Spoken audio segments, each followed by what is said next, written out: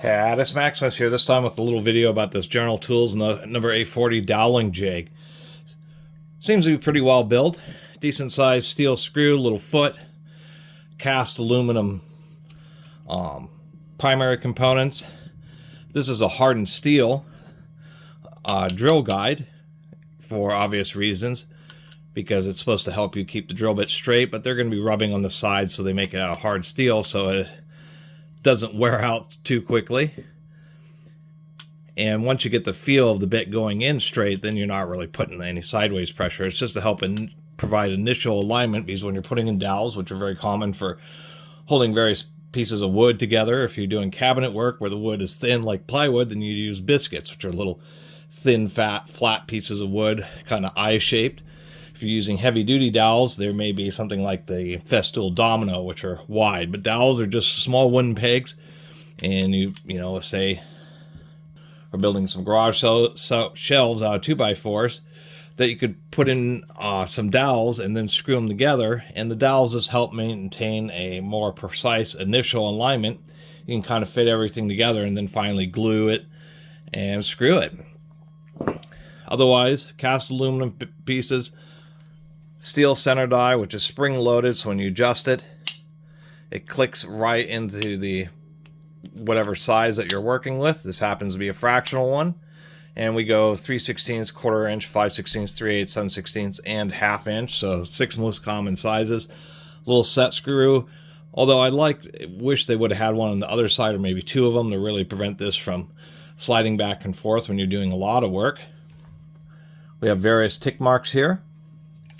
So and these tick marks are the center line of the hole in relation to this flat surface here.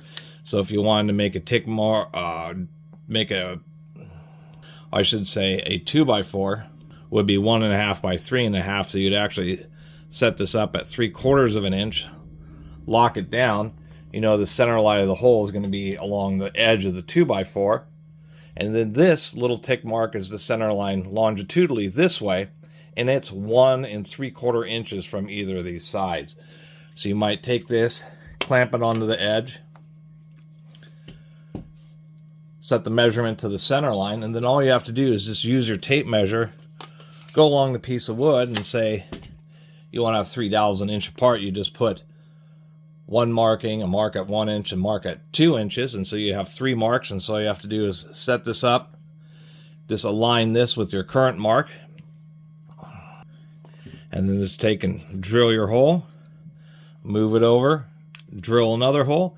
And what's nice is, you know, that at least along this surface, you know, the only thing you have to worry about is how far side to side you end up moving it, to make sure you move it to your accurate distance or to your mark. But at least this way it stays the same, so it removes that complication, and it makes sure that the dowels go in nice and straight. And so, not a piece of a commonly used woodworking tool, but it's actually one of the more handy ones, just because once something like this kind of removes some of the complication of using dowels, ends up being kind of nice, because once again you can build some garage shelves and set up and put in the dowel holes and just assemble the whole thing with dowels, and then it's all held in just the right shape, and everything's nice and square without having to try to hold it to a mark and then like run a screw in, which introduces possibility for error. That's the other nice thing about dowels, is you spend a little bit more time making sure that the dowel holes are accurate, and then they keep everything nice and square, and then you can put in screws or put in a bunch of wood glue and screws and get a nice, strong and square, accurate, true and level assembly. And so that's the whole point of the doweling jig. It has quite a bit of range. As far as the throat, we're talking about a little over 4 3/4 inches. We have the foot there, which takes up about 1/4 inch. And so the overall capacity, I would say, is about, you know, minus the foot, would be about 4 1/4 inches. So you can clamp this on a fairly substantially thick or even reasonably wide piece of wood, like a 2x4. On the face, to tell you the truth, which is kind of handy. And it's actually kind of a neat accessory if you're into kind of building tables or any of that kind of stuff. and seems pretty well built. I mean, it's pretty heavy with the steel pins, steel rod. The rest of it's die-cast aluminum, but except for the steel guide block.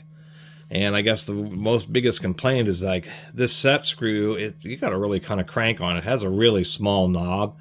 Would have liked a bigger knob on that set screw at least, or maybe another one on this side. And it is nice what they've done here is this sits flush, but this is actually offset a little bit so that this surface here is with the center line of the hole, and so that's how it lines up with these tick marks. Other than that, not a lot else to say. Really appreciate everybody who's been watching.